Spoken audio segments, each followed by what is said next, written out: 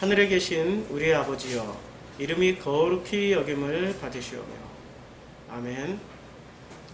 그러므로 너희는 이렇게 기도하라 라는 이 말씀을 가지고 지난주에 말씀을 나눴습니다. 이번 주에는 하늘에 계신 우리의 아버지여, 이름이 거룩히 여김을 받으시오며 라는 제목으로 말씀을 나누겠습니다. 하늘에 계시다라는 게 도대체 무슨 뜻인지, 또 하늘에 계신 분이 하나님이 아니라 우리 아버지라고 말씀하셨습니다. 이게 도대체 어떤 의미인지를 오늘 좀 알아가는 시간을 가져야 될 겁니다. 이 말씀이 얼마나 혁명적이고 위대한 말씀인지는 여러분들이 좀 이 구약과 신약의 그 차이점을 우리가 알아야 됩니다. 구약과 신약에 우리가 빼놓을 수 없는 그런 시대가 있습니다. 그걸 중간기라고 그래요. 제가 여기다 다 미리 써놨습니다. 미리 다 써놔서 설명을 이렇게 해드리겠습니다. 구약에서 설명하고 있는 이 하늘과 신약에서 설명하고 있는 이 하늘은 개념이 같을까요? 다를까요? 다릅니다. 구약에서 설명하고 있는 하늘과 신약에서 설명하고 있는 신약에서 그 사람들이 생각하고 있는, 신약 시대의 사람들이 생각하고 있는 하늘과 구약 시대의 사람들이 생각하고 있는 이 하늘은 개념이 많이 달라요. 얼마나 다르냐면 하늘과 땅처럼 달라요. 구약 시대의 사람들이 가지고 있었던 이 하늘의 개념은 어떤 개념이었냐면은 창세기 1장 8절과 14절을 보면은 우리가 알 수 있어요. 창세기 1장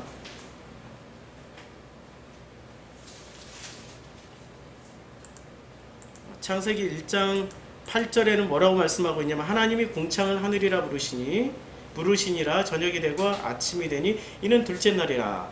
자, 하늘이 뭐였습니까? 창세기 1장 8절에서는 이때의 하늘은 궁창이었습니다.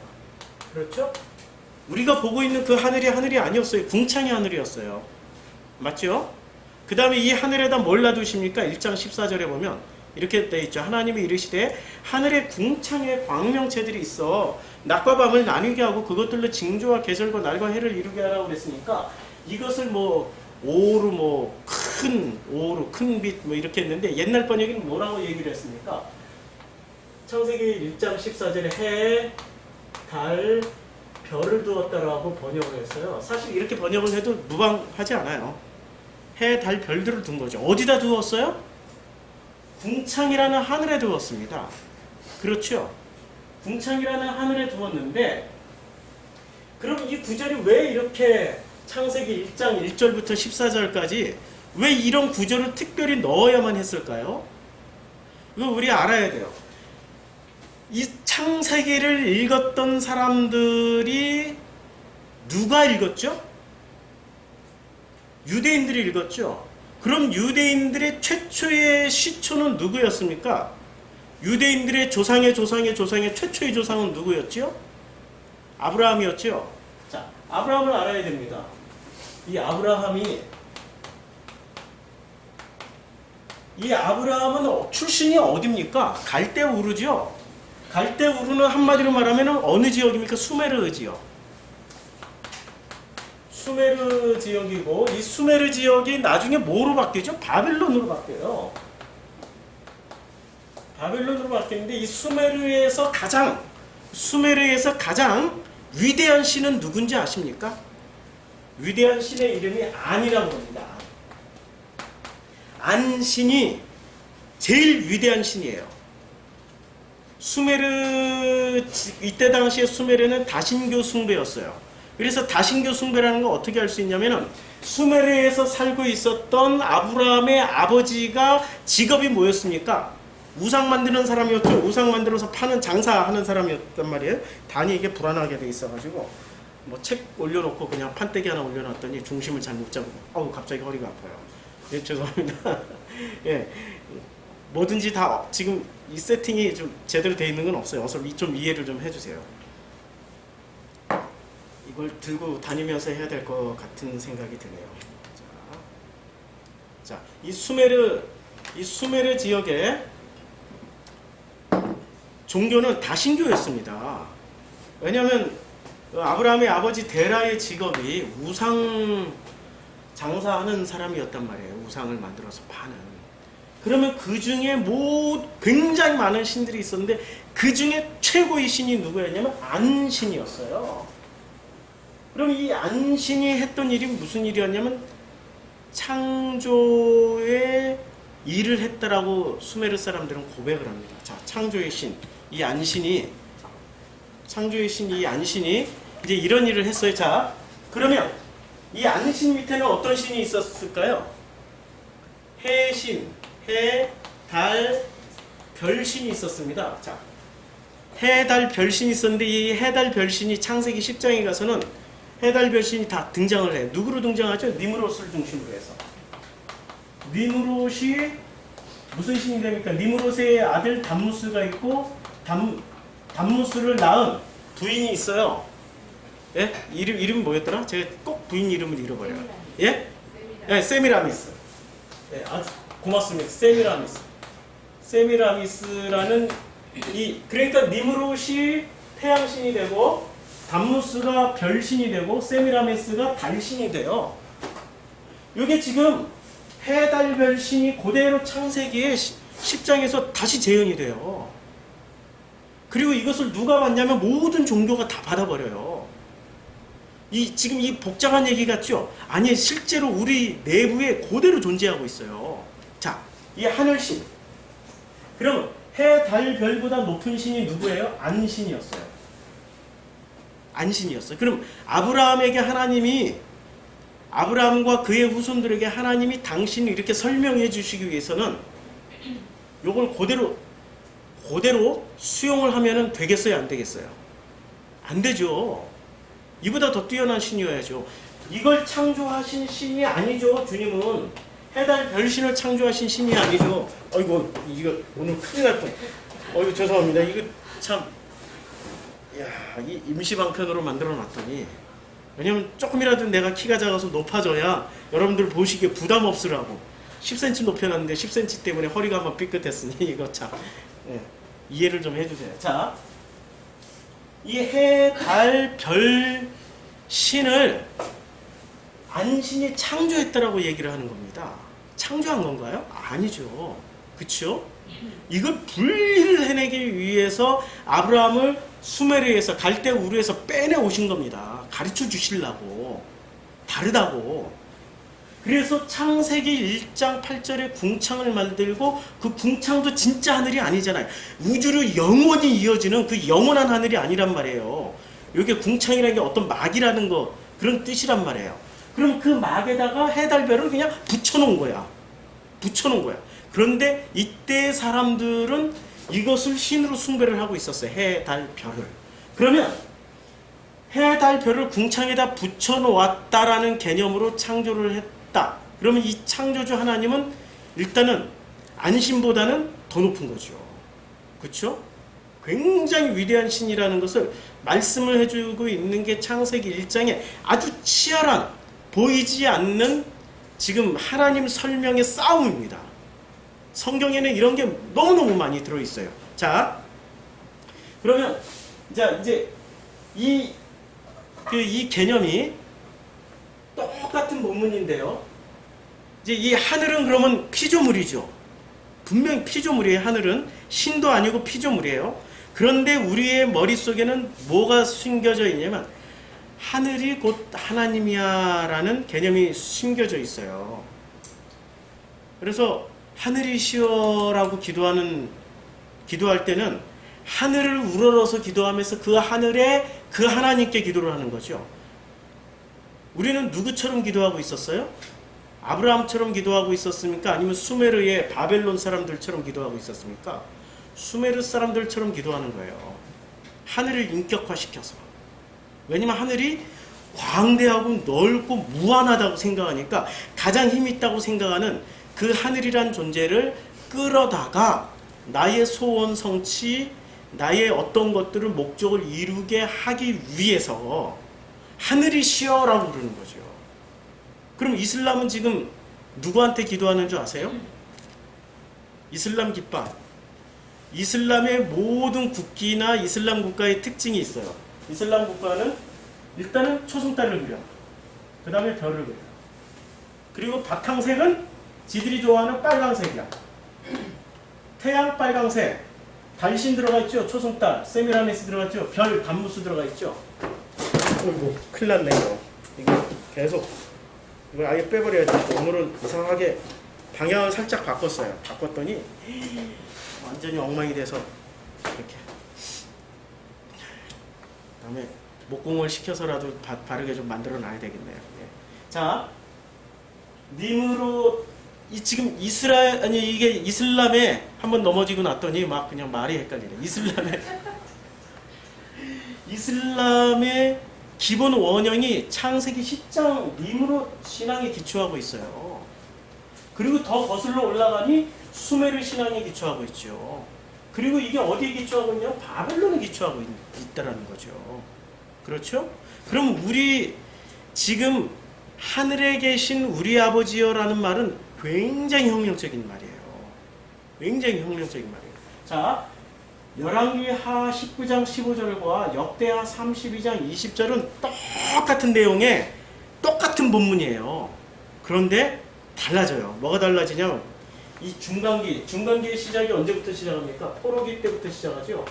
포로기부터 중간기라는 것은 포로기부터 시작해가지고 포로기 이후에 이제 포로 귀환하고 드디어 예루살렘 성전 짓고 나서 성전 건축한 후에 예수님 오실 때까지 정확하게 말하면은 세례 요한이 있기까지, 세례 요한은 드디어 말씀을 전했단 말이에요. 세례 요한이 있기까지의 요 시기가 중간기라고 해요. 그러니까 포로기까지 그냥 원래는 중간기는 포로기는 안 들어가지고 포로기 때 만들어졌던 그 중요한 어떤 신학적 해석이 중간기 내한해 400년 동안 이스라엘 사람들을 지배했습니다.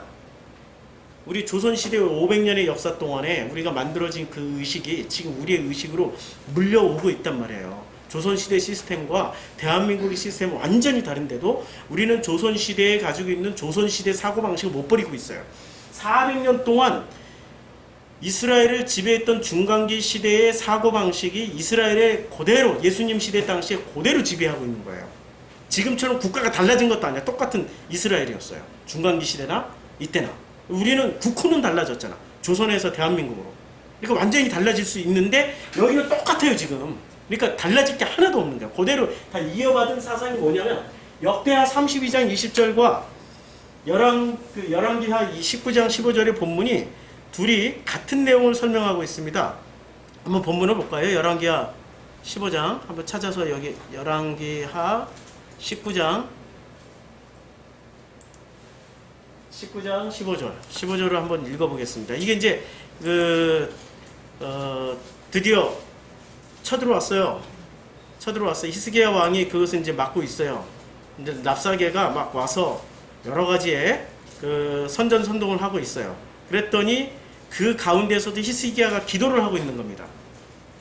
이 이스라엘을 구원해 주시라고 하나님께 기도를 하고 있어요. 기도를 하는 그 기도문에 이런 게 나옵니다. 그 앞에서 히스기야가 기도하여 이르되 그룹들 위에 계신 이스라엘의 하나님 여호와여 주는 천하만국의 홀로 하나님이시라. 주께서 뭐를 만들어요? 천지를 만드셨죠. 그리고 그룹들 위에 계시다고 그랬어요. 그룹은 하늘보다 높은 거죠. 지금 하나님이 창조하신 그 하늘보다 궁창보다 높은 분이 그룹들이에요. 천사들. 그러니까 지금 몇 단계야 하늘은. 주께서 천지를 만드셨고 그 위에 그룹이 있고 그 위에 하나님이 있다는 얘기예요. 지금 하나님이라는 포지션이 어떻게 돼 있어요? 분명히 달라져 있죠. 지금 이 모든 피조물과 구분해서 주님을 별도로 설명하고 있는 내용이에요. 근데 똑같은 내용이에요. 똑같은 내용인데 역대하 32장 20절에서는 어떻게 설명하고 있는지 한번 보죠. 역대하 32장 20절. 32장 20절. 자, 이렇게 나옵니다.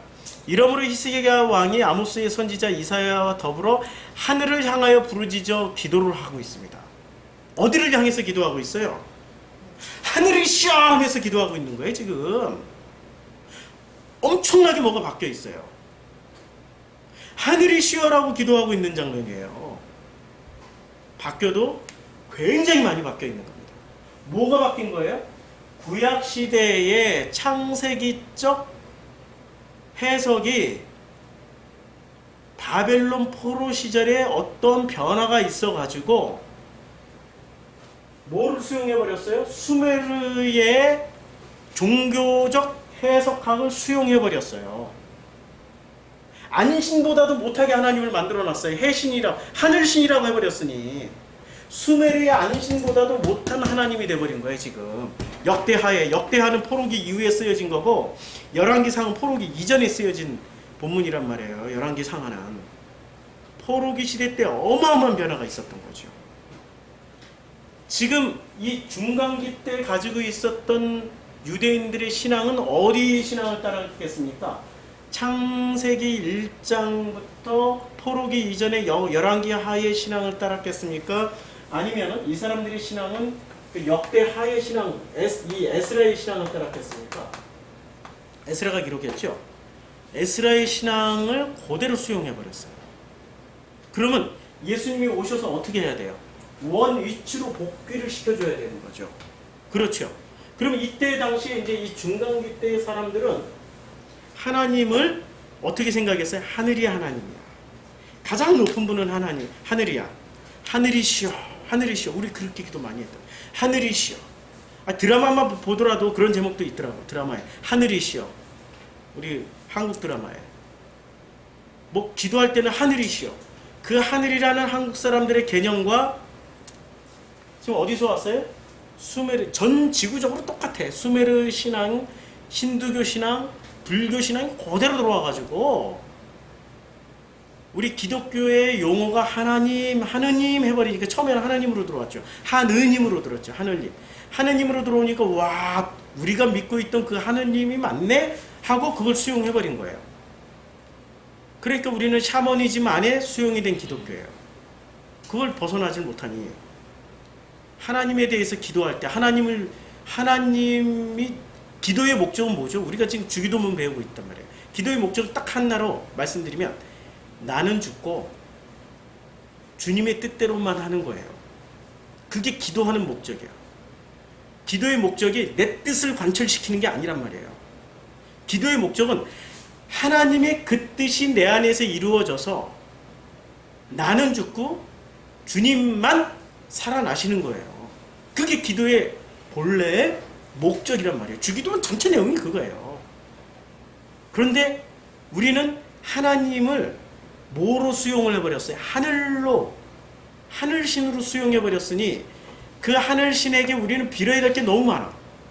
그 하늘 앞에서 내가 죽으면 안 되는 거야. 내가 막 살아날 그 능력을 빌어서 내가 살아나야 된다는 얘기예요. 그러니 얼마나 많이 왜곡됐습니까? 자, 그래서 이 중간기 때 이제 하나님의 위치가 어디로 전락해버렸어요? 세상에 궁창에 매달린 태양으로 궁창으로 전락해버리니까 궁창으로. 그럼 이 중간기를 다시 말하면 뭐가 되죠? 이 중간기를 다시 말하면 이렇게 되는 거죠. 이 중간기를 성경적으로 치면은 창세기로 치면 이 중간기가 궁창이 되거든요. 그럼 이 궁창은 어떻게 돼야 돼요? 궁창은 무시당해야 돼요. 그래서 윗물 아랫물이 궁창 무시하고 만나버리는 게 창조의 몇째 날이죠? 창조의 셋째 날. 윗물 아랫물이 그냥 만나버려요. 물이 한 곳에 모여라. 묻힌 드러나라. 맞죠? 그쵸? 궁창은 무시돼야 돼요. 궁창은 또 찢어져야 돼요. 어디서 찢어집니까? 이 궁창이 찢어지는 데가 어디서 찢어져? 성막에서 찢어지죠. 윗물 아랫물이 만나는 데가 어디입니까? 홍수에서 또 만나죠. 그렇죠? 근데 윗물과 아랫물이 또 어디서 만나요? 홍해에서 쫙 갈라지면서 물과 물이 나뉘는 사이에 묻이 딱 드러나 버렸단 말이에요. 셋째 날의 사건의 역순이 그대로 홍해에서 드러났어요. 그러니까 중간기는 어떻게 해야 돼요? 중간기 때 가졌던 요 사상과 개념 신학은 성막 안에 지성소가 찢어지듯이 찢어져야 되는 거예요. 홍해의 물이 갈라지듯이 갈라져야 되는 거예요. 홍수가 윗물 아랫물 만나서 심판을 하듯 만나버려야 된다는 얘기예요. 그래서 이 중간기에 이 궁창의 역할을 하고 있던 이 중간기를 주님이 끝내기 위해서 오셨어요. 말씀이 육신이 돼서 오셔서 그분이 제일 먼저 하셨던 일이 무슨 일을 하셨습니까? 제자부터 불렀습니까? 병부터 고치셨어요? 아니죠. 세례부터 받았죠. 마가복음 1장 10절에 보면은 곧 물에서 올라오실새 하늘이 갈라지고 그 갈라진 하늘 사이로 성령이 비둘기같이 내려오시면서 또 말씀을 하세요. 이는 내 사랑하는 아들이요 내가 너로 인하여 기뻐함이로다 라고 말씀하고 계세요. 자, 그러면 하늘이 갈라졌어요. 왜 하늘이 찢어져요? 여기서 스키조라는 단어를 썼어요. 갈라졌다는 단어가 스키조예요. 스키조라는 건 찢어버리는 거야. 찢어버리는 거야. 하늘, 그리고 이 하늘이 단수가 아니라 하늘들이에요. 복수예요. 하늘들을 찢어버렸어요. 왜 이 하늘들은 주님이 세례받고 올라오실 때 찢겨져야만 했을까요? 우리는 여기서 신비한 해석하기 힘든 장면이 있습니다. 예수님 왜 세례를 받으셔야만 했죠? 죄가 없으신 분인데 죄사함의 표시로 세례를 받았단 말이에요. 제가 지난날에는 그렇게 설교를 했죠. 어린 세례를 물에서 세례받고 올라올 때 성령이 임하거든. 그가 메시아인 줄 알라고 세례 요한에게 가르쳐줬기 때문에 세례 요한은 열심히 세례를 줬고 예수님은 메시아임을 확증하기 위해서 세례를 받을 수밖에 없었다고 지난번에는 그렇게 설교를 했어요. 또 계속 건너가야 되죠. 왜 세례를 받아야만 했냐면은 그게 바로 순종이죠.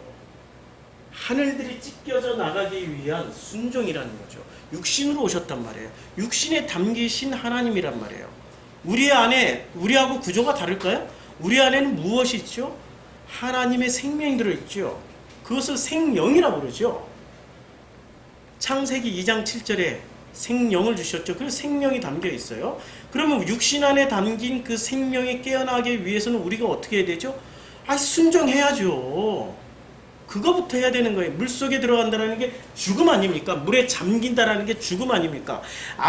하와를 아담의 몸에서 꺼낼 때 아담을 어떻게 해서 깊이 잠들게 하시고 죽이고 나서 그 몸에서 꺼내온 게 하와 아닙니까? 또 다른 그 생명체, 그렇죠? 생명을 꺼내기 위해서는 죽음과 같은 깊이 잠들게 하시고 물속에 들어가서 죽음에 이르게 하시고 십자가에서 죽어야만이 부활하시는 것처럼 그 장면을 미리 물속에 들어가서 세례를 받으신 거예요.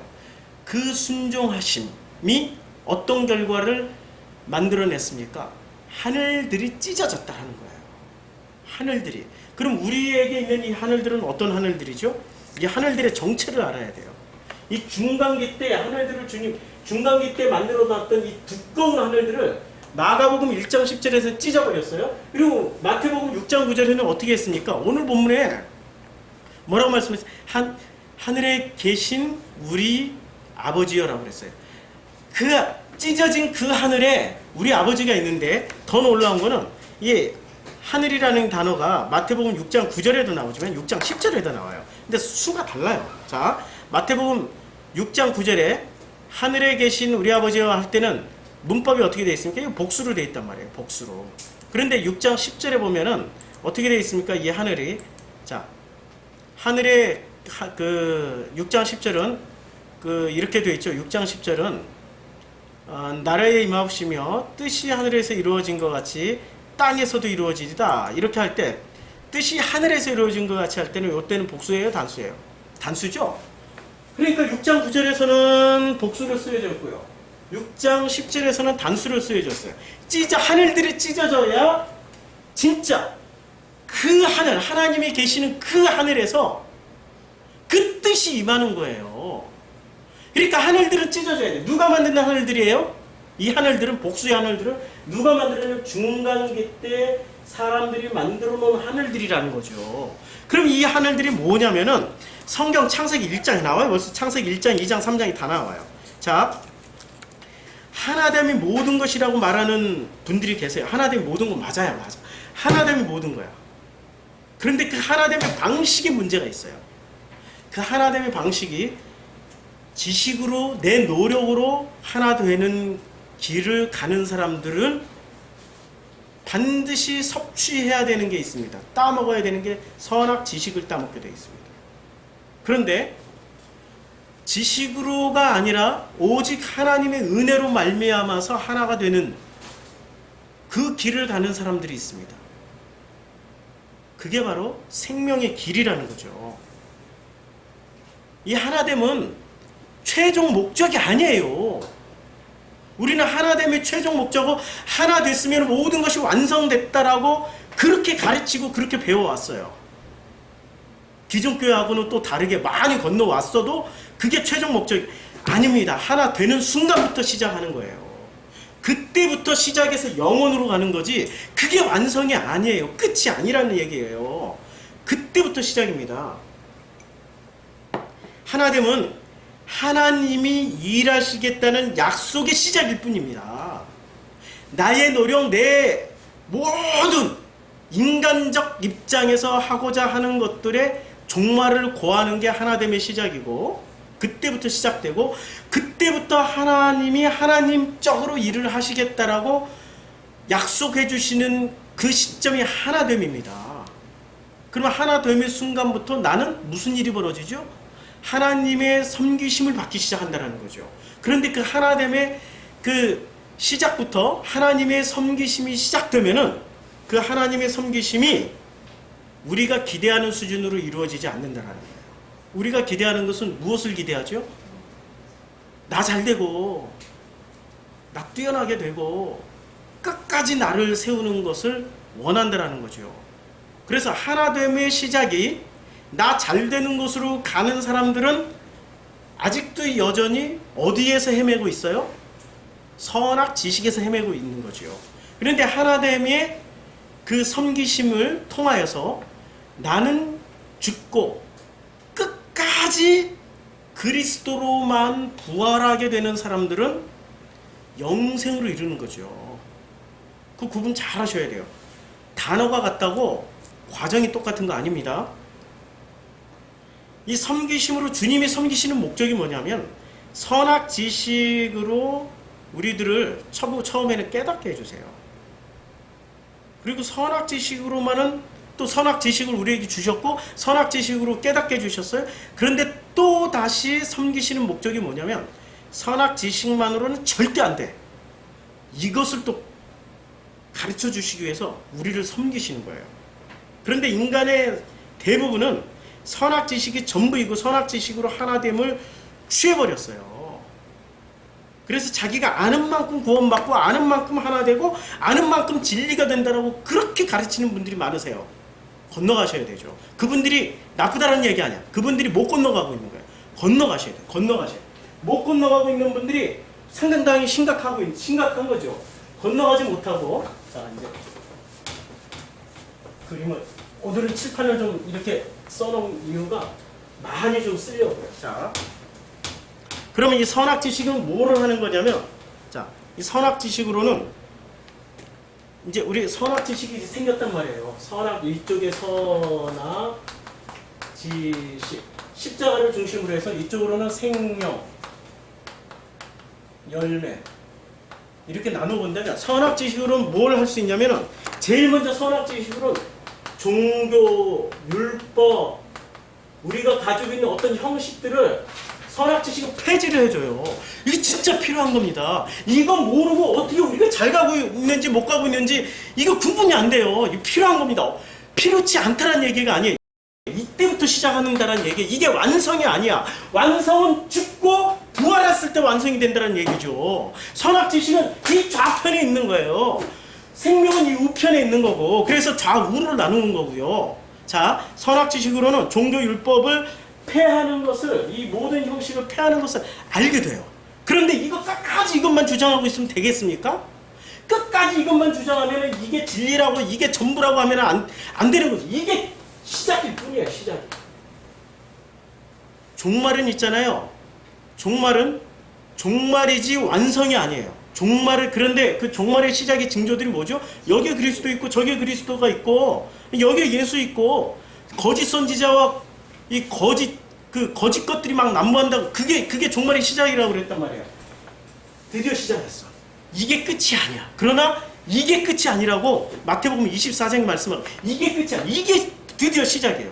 자, 드디어 시작이. 그 다음에 두 번째는 이걸 폐하고 대안을 세워줘요. 근데 대안을 세운다고 하는 분들을 다 보면은 목사만 없애면 다 될 것 같아. 교회만 없애면 다 될 것 같아. 형식을 파괴하면 다 될 것 같아. 아니라니까. 형식 파괴한다고 해도 인간의 본래적인 선악 지식은 끝까지 선악과를 먹은 이 효능은 끝까지 남아있어요. 왜? 이 선악과 선악 지식의 본래 목적은 뭐냐? 나 하나님이야 이거예요. 내가 하나님이라니까. 내가 신이라니까. 내가 신이니까 나는 무슨 죄를 저질러도 괜찮아. 구원파고 뭐가 달라. 잘 들어보세요. 잘 들어보세요. 복음을 전한다고 진리를 전한다고 하시는 분들의 결론은 이거야. 무슨 죄든 다 용서받았어. 괜찮아 괜찮아. 마음껏 살아. 현재를 마음껏 즐겨. 현재를 마음껏 누리라니까. 지금 하나님 있이 누리는 거야? 하나님 없이 누리는 거야? 전부 다 나가 결국에는 본질적으로 그들이 비판하고 있는 종교, 율법, 형식 속으로 도로 들어가 버렸어요. 더 무섭게 들어갔어. 내가 하나님 돼서 들어갔으니까. 내가 하나님이 돼서 들어가 버렸으니 더 무섭게, 더 들을 기가 없어져요. 그러니까 가르치는 자들은 항상 조심해야 돼요. 잘못 가르치면 배나 더 지옥 자식으로 만들어버려요. 자, 그 다음에 이 선악 지식은 보수와 진보를 나누고, 그래서 보수는 나빠, 진보는 좋아. 진보로 나가야 돼. 끊임없이 나눠요, 나눠. 진리와 비진리를 나누고, 정의와 뭐 부정을 나누고, 사랑과 뭐 불법을 나누고, 끊임없이 나눠요. 근데 하나님은 있잖아요. 히브리어의 특징이 있어요. 히브리어는 둘로 나눠지지만 결국에 하나야. 맞죠? 토부가 하나님 쓰면은 선이 되지만 사람이 토부를 쓰면 악이 돼요. 그게 바라크라는 복이라는 단어를 사람이 쓰게 되면 저주지만 하나님이 쓰면 축복이 돼요. 근데 이게 하나님 안으로 들어가면 몽땅 축복. 토부도 하나님 안으로 들어가면 합쳐지면 몽땅 다 선이 되는 거예요. 하나를 만들고자 하는 게 하나님의 뜻인데 인간은 선악으로 끝까지 나눠요. 자, 그 다음에 가짜 진짜를 나눠요. 가짜 진짜 나누고 허구 진실을 나눠요. 자, 그럼 이쪽 영역에는 전부 뭐만 있냐면 선만 있고 이쪽 영역이 전부 악만 있어. 그러면 우리가 선만 붙잡으면 어떻게 돼? 구원받는다고 생각하죠. 성경 말씀도 선한 쪽으로, 성경 말씀도 진리 쪽으로. 그러니까 여기에 제가 전에는 이렇게 설명을 했지만 진리를 붙잡고 복음을 붙잡고 뭐 이렇게 이걸 열심히 공부하면은 열심히 알아서 열심히 알아서 알기만 하면은 다 구원받는다라고 얘기하는 이런 분들이 계세요. 이게 2000년 전 예수님 직후에부터 나왔던 사람들이에요. 마르시온 학파부터 시작해가지고 이분들의 이름이 영주주의라고 그래요. 까딱 잘못하면은 신이 되고 까딱 잘못하면 이 사람들 아는 만큼 구원받는다라고 끊임없이 해요. 그러나 머물러 있는 게 어디에 머물러 있어? 아직도 홍수, 홍해, 성막의 지성소에 휘장이 찢어지질 않은 거예요. 아직도 성전이 무너지지 않은 거예요. 이 사람들은. 성전이 누구예요? 나라니까. 예수가 당신의 몸을 지칭해서 내가 성전이야. 무너져야 돼. 무너져야 돼. 십자가에서 죽어야 돼. 그 십자가에서 죽음처럼 예수님처럼 십자가에 매달리라는 얘기인가요? 아니야. 자기 십자가를 지고 따라오라고 그랬던. 그럼 무슨 얘기예요? 내 지식과 말도 안 되는 상대방의 지식이 부딪혀. 그러면 어떻게 하라는 얘기예요? 내 건 내려놓고 그도 하나님이라는 걸 알았단 말이야. 지식으로 내가 하나님이면 너도 하나님이네? 그럼 어떻게 하라는 얘기야? 섬기라는 얘기야. 그 뜻이 내 안에서 이루어지게 섬기라는 얘기야. 근데 섬기니까 더 악랄하게 더 구분하고 더 나누고 진리 비진리 나눠서 더 죽여버리죠? 그렇죠? 결론이 뭐예요? 열매가 선악 지식이 열매가 되는 거예요. 안 죽은 거야. 죽어야 넘어갈 수 있는데 이 우측 십자가 오른쪽으로는 죽어야 넘어갈 수 있는 거예요. 우측 강도처럼. 우리 다 강도란 말이에요. 죽어야 넘어갈 수 있는 곳이 이쪽인데 안 죽고 끝까지 버텨요.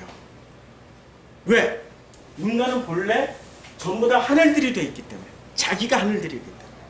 내가 단수의 하늘이 되고 싶은 거예요. 복수의 하늘들을 수없이 많이 놔뒀어요.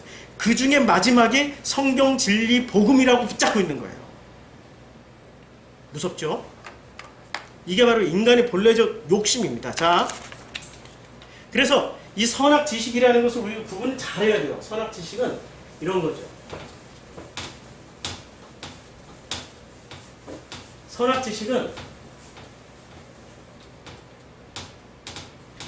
선악지식은 그럼 나쁘냐? 이게 선악지식이 이게 나쁜 겁니까? 아, 다 먹어야 되는. 우리는 이미 다 먹었어요. 다 먹었어. 먹고 있어. 선악지식이 나쁘냐? 아니에요. 선악지식이 이 십자가를 통과해서 죽는다는 얘기는 나 중심의 선악지식에서 누구 중심으로? 하나님 중심의 선악지식으로 드린다라는 거예요. 그럼 누가 판단해요? 이제부터는 선악지식의 특징이 판단, 정죄, 비판, 나눔이자 분리란 말이에요. 분리. 그래서 바리새인들이 선악지식에 충만하신 분들이라 바리새가 된 거야. 파리사이스, 분리하다라는 뜻이 돼버린 거예요. 그러니까 분리를 하는 이 바리새인들이 십자가에서 만약에 죽고 나면 어떻게 돼요? 분리를 안 해요. 모든 게 하나였네? 주님 안에서 모든 게 하나였네? 그게 하나님의 은혜였네? 사랑할 거밖에 없네? 이렇게 바뀌어. 비판할 게 아니라 사랑할 거밖에 없네? 은혜로 덮을 수밖에 없네? 이 모든 게 하나님의 은혜였네? 이렇게 바뀌어버려요. 굉장한 거죠. 그렇죠? 안 죽었으면 끝까지 나 중심으로 누구를 비판해요? 나는 하나님이 돼 있으니 나는 하나님의 권능과 이 말씀의 권능과 권위를 가지고 끊임없이 나눠. 진리, 비진리, 거짓, 악 이걸 나눠요. 주어 동사가 바뀌었어요? 나가 주어이고 동사가 여기다 써야죠. 나가 주어이고 그 다음에 나가 하나님이 동사가 되어버려요. 이게 바로 종교라는 공식이에요. 내가 주어가 돼가지고 하나님을 부려먹어요. 이게 지금 어디에 머물러 있는가? 십자가 좌편에 선악지식으로 머물러 있는 사람들의 특징이에요. 그런데 생명으로 건너온 사람들은 어떻게 되냐면 이게 주어가 바뀌어요. 나가 주어가 아니라 하나님이 주어이시고 하나님이 동사이세요. 주님이 일하시고 주님이 다 하세요. 우리는 뭐만 내드리면 돼요? 내 마음의 중심만 내어주면 돼요. 근데 내 마음의 중심을 내어주는 게 그렇게 쉬운 일인가? 감정이라는 게 있는데 내가 그동안 습득한 지식들인데 이거 어떻게 해서 습득한 얼마나 내가 노력해서 공부한 헬라어 히브리어인데 이걸 얼마나 내가 이거 어떻게 내려놔? 못 내려놓지. 내려놓을 수가 없지. 그러나 이 상태로 가야 돼. 주님이 주어이시고 주님이 동사이세요. 주님이 일하시고 주님이 너 구원받아야 되지 않겠냐? 예. 그러면 어떻게 구원받을래? 네가 일할래? 내가 일할래? 주님이 한마디로 말씀하시죠. 내가 일할게. 너보다 내가 능력이 많거든. 내가 일할게. 너는 가만히 잠잠히 지켜만 봐. 지금 어디서 나오는 말씀이에요? 성경에 나오는 너희는 잠잠히 지켜만 봐. 누가 일을 하는지 잠잠히 지켜만 봐. 이게 주님이 하시는 일이죠. 그래서 선악지식의 죽음이 십자가에서 선악지식의 죽음이 돼야 돼요. 선악지식의 죽음이 있은 후에 부활을 해요. 그럼 부활 후에 주님은 어떻게 일을 하세요? 누구를 보내세요? 성령님을 보내셔서 누가 일을 다 하세요? 성령께서 일을 다 하세요. 그러니까 어떻게 바뀌었어요? 주어가 주님이시고 동사도 주님이세요. 주님이 일을 다 하시는 거예요. 그런데 선악지식에 머무르는 사람은 그래도 나는 성경을 공부해야 돼. 그래도 나는 열심히 노력을 해야 돼. 그래도 나는 14만 4천은 아니지만 좁은 길 특권의식을 가지고 그 소수 안에 들어가야 돼. 끝까지 자기를 분리해서 나눠서 특별한 무슨 존재로 만들어내려고 해요. 아니죠. 오직 주님이 다 하시는 겁니다. 그래서 이 선악지식은 나와 함께 하는데 언제까지 함께해요? 선악지식은? 십자가에서의 죽음은 나의 선악지식의 죽음이지만 또 하나의 십자가에서의 죽음의 의미는 육체의 죽음도 뜻해요. 언제까지 선악지식은 나와 함께하죠? 선악으로 판단하고 선악으로 판단받는 일은 언제까지? 우리는 선악으로 판단하지만 선악으로 판단받는 일도 당한단 말이에요. 전부 선악을 먹은 사람들끼리 살아가고 있기 때문에 언제까지 선악으로 판단하고 선악으로 판단을 당하죠? 죽기까지. 육체의 죽음을 죽기까지. 이 십자가에서의 죽음. 이 죽음까지는 선악으로 우리는 판단할 것이며 판단받게 될 거예요. 그런데 언제 이 판단함과 판단받음이 딱 끊어져요? 진짜로 죽으면 주님 앞에 딱 서는 순간 선악으로 판단받습니까? 아니죠? 저 절대 선악으로 판단할 수도 없어. 이 선악이라는 것 자체가 사실은 놓고 봤더니 선악이 아니었네. 주님 앞에 서는 순간 선악이 아니지. 그렇죠? 살아있는 순간은 우리는 끝까지 선악으로 판단해요. 그래서 죽음은 선악 지식 판단의 끝이에요. 그리고 부활은, 죽음 후의 부활은 오직 성령님만이 역사를 해요. 그래서 이 선악 지식은 평생의 삶에 나와 함께하고, 그래서 이 선악 지식조차도 하나님이 선물이라고 생각하셔야 돼요. 그걸 통해서 우리는 무엇을 확인할 수 있죠? 내가 하나님 됨의 자리에서 내려오게 만들어줘요. 맞죠? 하나님 됨의 자리에서 내려오게 만들어줘요. 평생에 나도 선악이고 너도 선악이야. 그 선악이 끊임없이 십자가에서 죽어가는 거야. 그래 지고 따라오는 거야. 날마다 자기 십자가. 이게 선악이 끊임없이 죽어가는. 그 죽어가는 그 자리에서 이게 하나님이 주셨다라고 믿는 사람은, 하나님의 선물이다라고 믿는 사람은 어떻게 되겠습니까? 그 선악을 하나님의 사랑으로 주님이 주셨으니 주님이 덮으시겠네 라고 바뀌어요. 그런데 그 선악은 나의 것으로 생각하는 사람이 있어요. 요건 내 거야. 요건 내가 공부했어.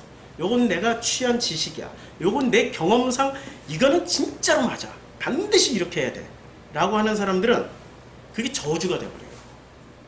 선악으로 생명으로 넘어가지 못하고 선악에 그냥 머물러 버리는 저주가 됩니다.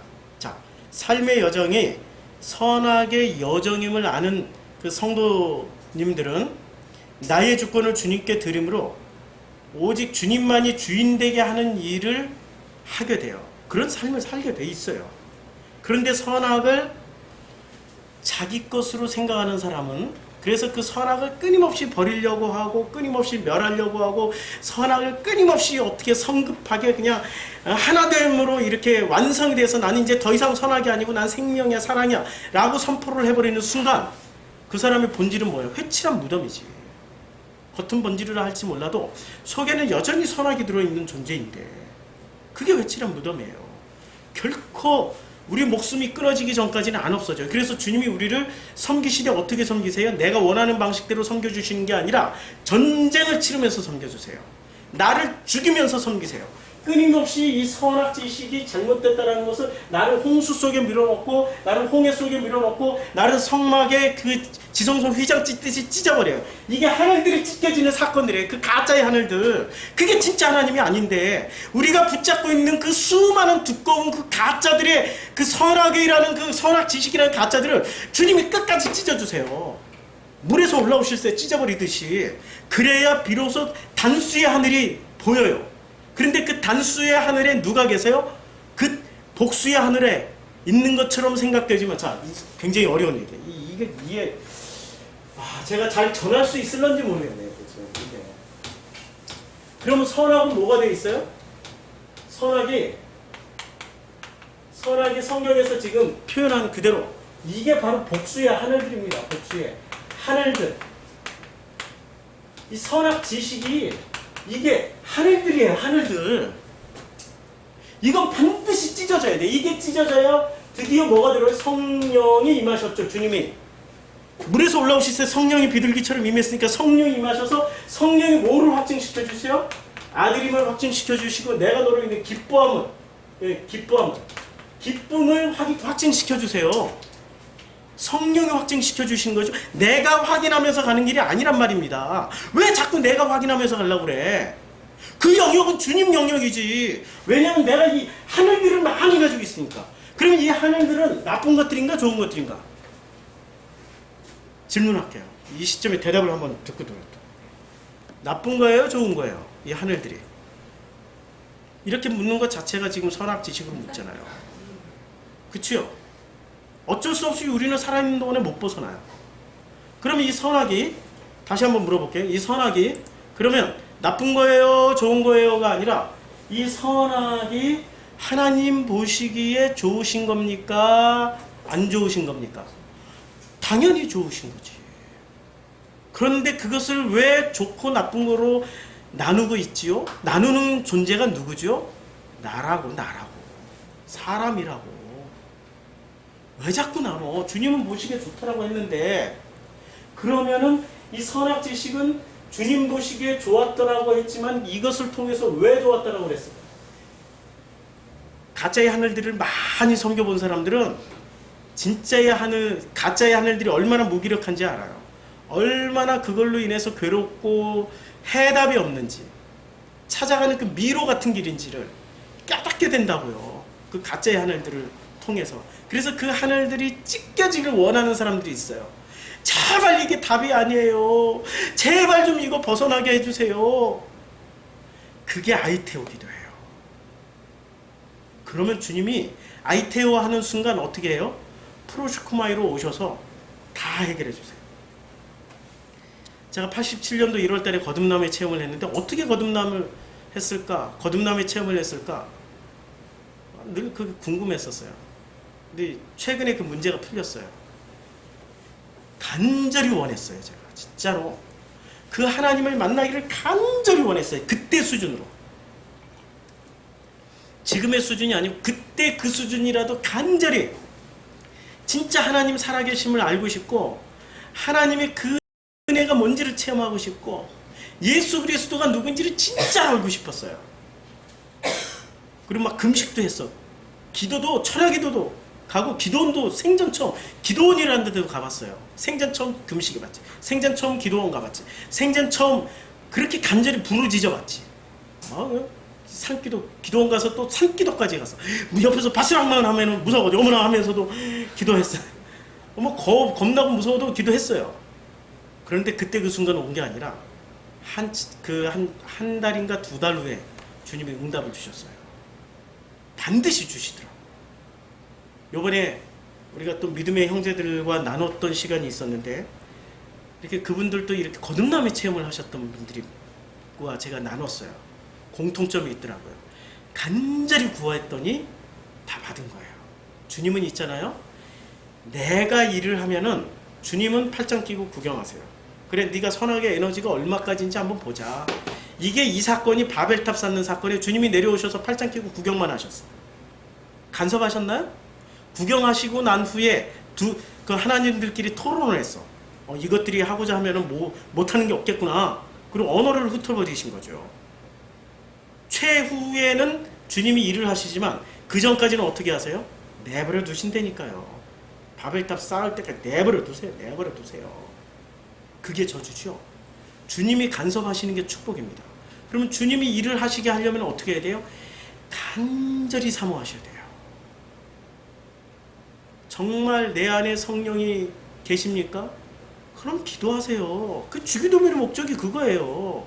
기도하라고. 오죽 기도를 안 했으면 기도하라고 기도문을 가르쳐 주셨을까? 목적은 기도하라고 하는 거예요. 지금 주님이 주기도문을 가르쳐 주신 목적은 기도하라고. 제발 허튼 짓 하지 말고 기도부터 좀 하라고. 맞지요? 기도부터 하세요. 어떤 기도든 상관없다니까요. 그냥 기도하세요. 그러면 누가 일을 하세요? 그 순간부터 주님이 일을 하신다니까. 아니 그래도 좀 모범 답안을 가지고 기도를 해야 되지요. 그 모범 답안이 다 어디 있어요? 이쪽 영역에 있는데 사람들은 모범 답안은 다 어디서 찾아요? 선악 지식 안에 있는 모범 답안을 찾아가요. 인간이 받을 수 있는, 인간이 생각할 수 있는 건 여기 좌측 영역, 십자가의 좌측 영역, 선악 지식밖에 없어요. 그러니까 선악 지식으로 잔뜩 쌓아. 근데 그게 나쁜 건가? 그거 참 이해를 하시죠? 거시기 하면은 거시기로 이해하셔야 돼. 지금 딱 이 장면이 그 장면이에요. 하늘들이 나쁘냐? 아니다. 꼭 필요하다. 그래서 역대상 21장 1절의 말씀과 사무엘하 24장 1절의 말씀이 똑같은 배경, 똑같은 내용인데 내용이 완전히 다른 거죠. 자, 그 사무엘하 24장 1절에 이렇게 말씀하고 있습니다. 사무엘하 24장 1절에는 이렇게 여호와께서 다시 이스라엘을 향하여 진노하사 그들을 치시려고 다윗을 격동시키사. 이제 다윗을 격동시킨 분이 누구냐면은 여호와께서 격동을 시켰어요. 예, 그리고 역대상 21장 1절을 가보면은 내용이 완전히 달라져요. 역대상 21장 1절에 보면 이렇게 나오죠. 사탄이 일어나. 지금 주체가 누가 돼 있어요? 사탄이 하고 있죠. 아까는 주어가 누구예요? 하나님 여호와죠. 이스라엘을 대적하고 다윗을 충종질하여 이스라엘을 계수하게 하시니라. 지금 여기에 무슨 개념이 들어왔냐면 이 중간기 때, 이 포로기 때 어떤 일이 있었냐면 하늘의 개념도 달라져요. 그 다음에 사탄이라는 개념도 달라져요. 그럼 이게 나쁜 거예요? 이게 성경을 왜곡시킨 겁니까? 아니죠. 성경에 틀린 부분 찾으면 끝도 없어요. 예를 들어서 마가복음 15장에서는 백부장이 이렇게 고백을 하죠. 십자가에서 돌아가시는 주님을 그렇게 무명하심을 보고 백부장이 이렇게 고백을 합니다. 이는 진실로 하나님의 아들이었도다. 누가복음에 따르면 그 된 일을 보고 백부장이 고백하여 이르되 이는 진실로 의인이었도다. 의인과 하나님의 아들은 천지 차이죠.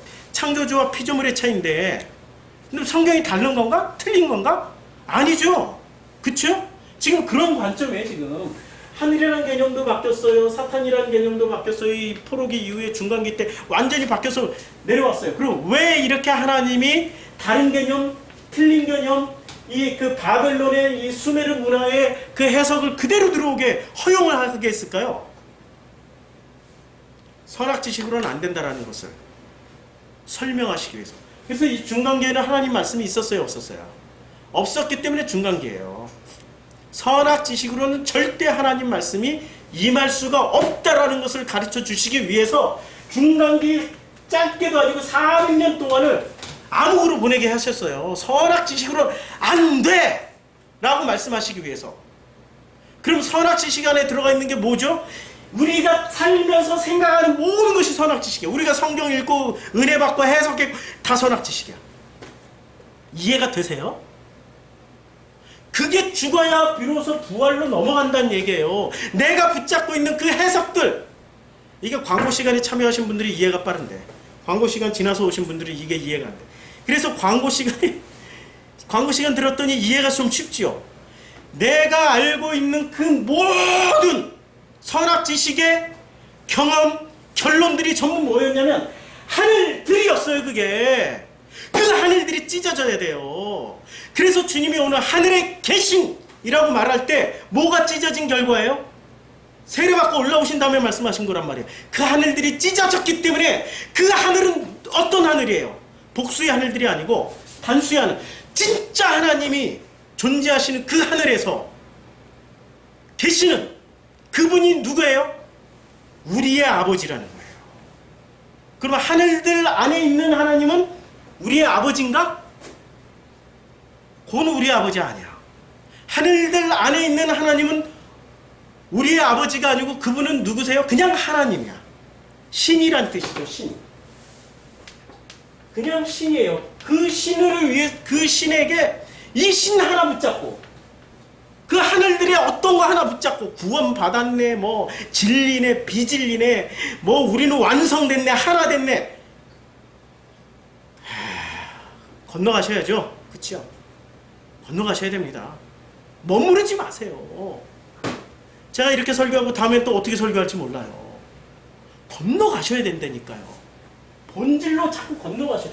여기가 본질의 영역이고 여기가 지금 형상 형태의 영역이에요. 형상 형태. 여기는 비본질이라는 얘기예요. 여기는 하나님이 계시는 이곳이 본질이고 인간들에게 던져주신 이 선악의 세계는 비본질이에요. 왜 비본질 가운데서 비본질을 붙잡고 이게 진리야, 이게 본질이야 이렇게 자꾸 외치고 계십니까? 진짜 본질은 하나님 말씀하셨어요. 하나님만이 본질이야. 그리고 그 하나님은 사랑이시라고 그랬어요.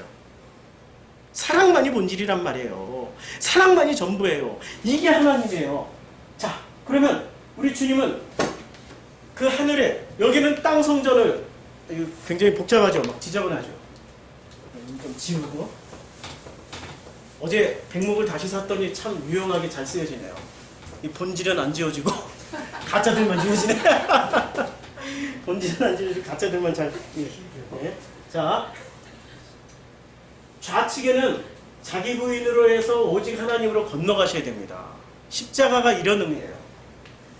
나의 모든 것이 파괴되어져야만이 붙잡질 않아요.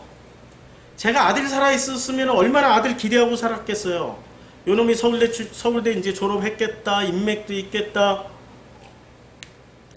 뭐 돈 얘가 요놈이 11조만 하고 뭐 이렇게 뭐 그 잘하면은 나는 이제 큰 걱정 없이 이게 목회할 수 있겠다. 철저하게 깨요. 제 막내 동생이 아주 유명한 뮤지션이에요. 이게 세션맨이에요. 학원도 하고 있어요. 돈 잘 벌어요. 막내가 저한테 약속해 준 게 있어요. 형이 목회하면 내가 학교에 있을 때, 그때는 목회 안 하고 학교 그 교목실에 교목으로 있을 때, 형이 만약에 목회 교회 세우면은 자기가 다 후원하겠대. 아, 그거 기대하고 동생한테 잘해줬으면은 전 지금 고민 별로 안 하고 잘 먹고 잘 살아요 그냥. 지금 막 따박따박한 그 월급만 사례비만 500만 원씩 받을 것 같아. 못 받아도. 그런데 하나님이 이렇게 만들었어. 철친주 왼수가 되게 만들었어. 뭐 하나 제대로 세워놓은 게 없어. 다 파괴. 제 여동생이 지금 뉴욕에 민박집 하고 있어요. 돈 잘 벌어요. 여동생 뉴욕 가서 만나자고 그랬더니 안 만나줘. 그 여동생이 이렇게 송금만 해줘도 나는 그냥 프로슈크마이 성도들 헌금하라고 얘기 안 해도 돼. 철저하게 파괴시켜요. 우리 주님이. 파괴시켜서 다시 세워주세요. 누구로 세워주세요? 저 인간 정성필에서 하나님의 아들로 다시 세워주세요. 이 과정이 없이 그냥 나는 어떤 것도 십자가 사건 통과 없이 어떤 것도 죽은 것도 없이 어떤 것도 파괴된 것도 없이 자기 위에 자기만 쌓고 있어. 그게 하늘들이라니까. 그리고 나서 하나 됐네, 뭐 아들이네, 뭐 진리가 됐네, 의의 옷을 입었네. 그게 다 가짜 하늘들이에요. 다 가짜 하늘들. 자, 죽어야 돼요. 죽어야 부활이 있죠. 그리고 뭐 부활을 했네. 우리는 여기서 현재만 살아가면 영생을 누리겠네. 안 죽고 무슨 부활을 해요? 잘 보시라고요. 열매를. 죽어야 부활을 하고 그때부터 현재를 살아가는 거지. 말은 다 똑같아. 바리새인의 말이나 예수님의 말이나 잘 보면 똑같은 말이에요. 세례 요한의 말이나 예수님의 말이나 똑같은 말이에요. 그런데 내용물이 다르단 말이에요. 회개하라 천국이 가까웠다 세례 요한이 외쳤을 때하고 예수님이 회개하라 천국이 가까웠을 때 외침은 같은 말이지만 내용물은 완벽하게 달라요. 말이 같다고 똑같은 게 아니에요. 그 말 같은 사람들을 말이 같은 사람들, 말 같은 히히잉 말이 아니고 말씀이 같은 사람들을 찾아간다고 성도들이 막 구름대처럼 몰려다니고 있단 말이에요. 김성수 목사님 설교 듣다가 또 김성수 목사 스승 찾아가지고 또 설교 듣고, 그럼 거기가 끝인 줄 알죠? 끝이 아니에요. 도로 어디로 돌아가요? 종도로 돌아가게 돼 있어. 왜? 아무것도 안 죽었으니까. 전부 어디로? 여기서만 윤회하고 있어요.